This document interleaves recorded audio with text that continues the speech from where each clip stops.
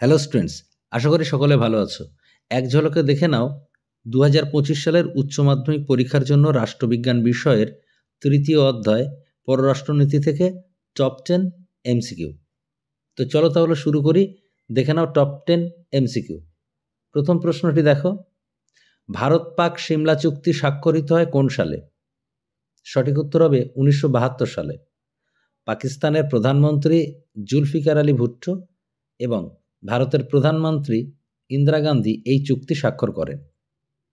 পরের প্রশ্ন, politics among Nations গ্রন্থটির লেখক হলেন? সঠিক উত্তর হবে মর্গেনথাউ।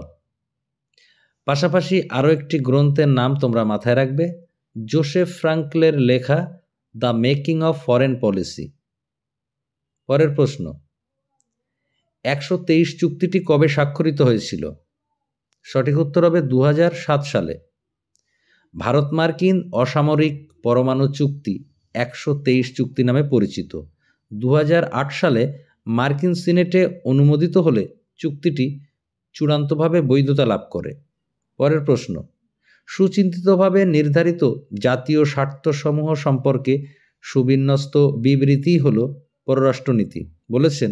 সঠিক উত্তর হবে হার্টম্যান। পাশাপাশি তোমরা মনে রাখবে পররাষ্ট্রনীতির প্রধান বিবেচ্য বিষয় হলো জাতীয় স্বার্থ। এবার দেখো পরের প্রশ্ন, SAARC south Asian association for regional cooperation প্রতিষ্ঠিত হয় কবে? সঠিক উত্তর হবে 1985 সালে। সার্কের প্রথম সম্মেলন অনুষ্ঠিত হয় বাংলাদেশের রাজধানী ঢাকাতে।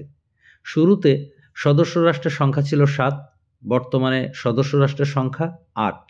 এই রাষ্ট্রগুলি হলো আফগানিস্তান, বাংলাদেশ, ভুটান, ভারত, মালদ্বীপ, নেপাল, পাকিস্তান, শ্রীলঙ্কা। পরের প্রশ্ন, কাদের মধ্যে পঞ্চশীল চুক্তি স্বাক্ষরিত হয়েছিল? সঠিক উত্তর হবে ভারত ও চীনের মধ্যে।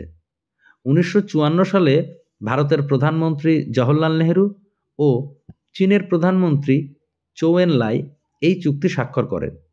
পঞ্চশীলের একটি নীতি হল অন্যের অভ্যন্তরীণ ব্যাপারে হস্তক্ষেপ না করা বা শান্তিপূর্ণ সহাবস্থান।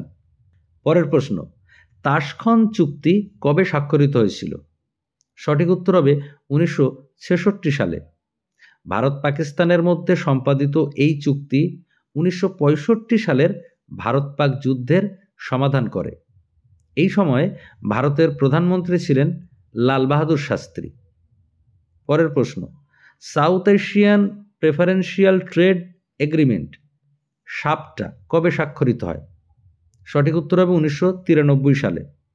1993 সালে বাংলাদেশের রাজধানী ঢাকাতে সার্কের 7ম শীর্ষ সম্মেলনে সাপটা স্বাক্ষরিত হয়।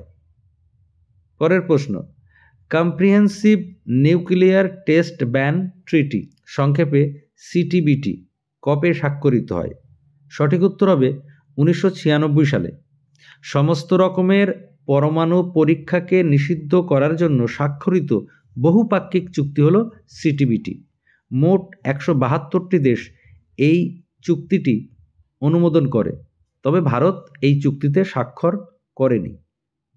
পরের প্রশ্ন, 1991 সালে ভারতে কোন প্রধানমন্ত্রীর আমলে বাজার অর্থনীতির সূচনা ঘটে? সঠিক উত্তর হবে নরসিমা রাও।